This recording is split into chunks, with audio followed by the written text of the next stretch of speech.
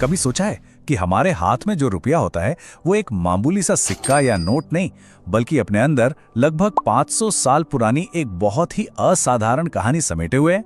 आज हम उसी रुपये की दिलचस्प कहानी और उस महान शासक के बारे में जानेंगे जिसने इसे बनाया। सच में ये हैरान करने वाली बात है ना कि एक सिक्का इतनी लंबी यात्रा कर सकता है। तो चलिए आज इस कहानी की एक एक परत को खोलते हैं और इस सफर को समझते हैं। तो हमारी ये कहानी शुरू होती है 16वीं सदी के हिंदुस्तान में। सोचिए, एक ऐसा दौर था जब अर्थव्यवस्था को एक भरोसेमंद मुद्रा की बहुत ज्यादा सख्त जरूरत थी। और ये रहा वो सिक्का जिसने सब कुछ बदल कर रख दिया। इसे नाम दिया गया रुपया और इसे लाने वाले थे शेर शाह सूरी। लेकिन जानते हैं, उनकी कहानी एक सम्राट के तौर पर शुरू नहीं हुई थी। तो सवाल ये है कि आखिर एक आम प्रशासक शेर शाह सूरी कैसे बना। देखिए, उनकी कहानी किसी शाही महल से नहीं बल्कि बिहार के एक छोटे से शहर से शुरू होती है। उनका असली नाम था फरीद खान और सासाराम में एक स्थानीय प्रशासक के तौर पर काम करते हुए उन्होंने शासन की कला को बिल्कुल जमीनी स्तर पर सीखा। ये एक ऐसा तजुर्बा था जिसने आगे चलकर उनकी बहुत ज्यादा मदद की। और फिर वो दिन आया जिसने उनकी जिंदगी हमेशा के लिए बदल दी। कहते हैं कि वदंती है कि उन्होंने अकेले ही एक शेर को मार गिराया था, लेकिन इस घटना का असली मतलब सिर्फ उनकी बहादुरी दिखाना नहीं था, ये उससे कहीं बढ़कर था। बस इसी एक कारनामे ने फरीद खान को शेर खान बना दिया, मतलब शेर का स्वामी। ये सिर्फ एक नया नाम नहीं था, नहीं, ये उनकी बढ़ती हुई ताकत और उनकी महत्वाकांक्षा का एक जीता जागता प्रतीक था। अब जब शेर खान सत्ता में आए तो उन्होंने सिर्फ लड़ाइयां नहीं जीती या जमीनें नहीं हड़पी, उन्होंने एक ऐसी बहुत गहरी समस्या का सामना किया जो पूरे साम्राज्य की अर्थव्यवस्था को, आप कह सकते हैं, अंदर ही अंदर से खोखला कर रही थी। जरा सोचकर देखिए, एक ऐसी दुनिया जहां हर सिक्का दूसरे से अलग है, किसी का वजन कम तो किसी में चांदी के नाम पर बस मिलावट। ऐसे में व्यापार करना लगभग नामुमकिन था क्योंकि किसी को भी पैसे पर भरोसा ही नहीं था। तो शेर शाह ने इस पूरी उथल पुथल को, इस अराजकता को सिर्फ एक नंबर से खत्म कर दिया, 178 ग्रेन। उन्होंने तय किया कि चांदी का हर सिक्का ठीक 178 ग्रेन का होगा। ये सुनने में भले ही सरल लगे, लेकिन ये एक क्रांतिकारी विचार था। और इस नए भरोसेमंद सिक्के को एक नाम दिया गया जो आज भी हमारी जुबान पर है, रुपया। पता है ये नाम कहां से आया?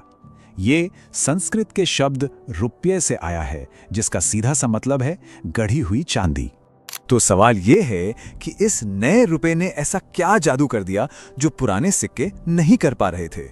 देखिए, ये सिर्फ चांदी का एक टुकड़ा नहीं था, ये भरोसे का एक प्रतीक बन गया था।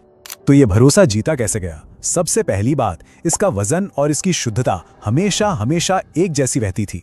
और दूसरी, जो कि एक बहुत ही समझदारी वाली बात थी, इस पर अरबी के साथ साथ देवनागरी में भी लिखा गया था ताकि साम्राज्य का हर नागरिक, हर कोई इसे आसानी से पहचान सके। इसी ने व्यापार को बहुत सरल और सुरक्षित बना दिया। और इसका नतीजा ये हुआ कि व्यापार में जैसे एक नई जान आ गई। सोचिए, काबुल से लेकर बंगाल तक व्यापारी अब बिना किसी डर के, बिना किसी झिझक के लेन देन कर सकते थे। क्यों? क्योंकि उन्हें पता था कि उनके हाथ में जो रुपया है उसकी कीमत हर जगह एक जैसी है।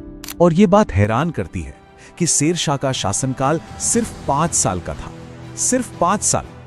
लेकिन उनके सुधारों की गूंज आज 500 साल बाद भी हमें सुनाई देती है। उन्होंने सिर्फ रुपया ही नहीं बनाया था, बल्कि एक पूरी की पूरी बहुत ही शानदार त्रिधातु प्रणाली बनाई थी। मतलब बड़े सौदे के लिए सोने की मोहर, रोजमर्रा के लेन देन के लिए चांदी का रुपया और छोटी मोटी खरीदारी के लिए तांबे का दाम। ये सिस्टम इतना जबरदस्त था कि आने वाली कई पीढ़ियों ने इसे जस का तस अपना लिया। ये टाइमलाइन साफ साफ दिखाती है कि उनकी विरासत कितनी मजबूत थी। मुगलों ने इसे अपनाया, फिर मराठों ने, और यहाँ तक कि ब्रिटिश ईस्ट इंडिया कंपनी ने भी शेर शाह के बनाए आधार पर ही अपनी मौद्रिक प्रणाली खड़ी की। और आज 500 साल बाद रुपया सिर्फ भारत में ही नहीं बल्कि पाकिस्तान, नेपाल, श्रीलंका से लेकर इंडोनेशिया तक कई देशों की मुद्राओं को अपना नाम दे रहा है। ये एक असाधारण, एक ग्लोबल विरासत है। और ये सब कुछ उस एक इंसान की दूरदृष्टि की वजह से हुआ जिसने अपनी यात्रा बिहार के सासाराम से शुरू की थी। उनका ये शानदार मकबरा आज भी वहां खड़ा है, उनकी महानता की कहानी सुनाता हुआ। ये एक लाइन उनकी पूरी यात्रा का सार बता देती है। सोचिए, एक छोटे से शहर से शुरुआत करके एक ऐसी व्यवस्था बना देना जो 500 साल तक चले और अरबों लोगों की जिंदगी पर अपनी छाप छोड़ जाए। तो अगली बार जब भी हाथ में 1 रुपया आए तो एक पल के लिए रुकिएगा जरूर और उसके पीछे की इस 500 साल की अविश्वसनीय यात्रा को याद कीजिएगा। है ना सोचने वाली बात?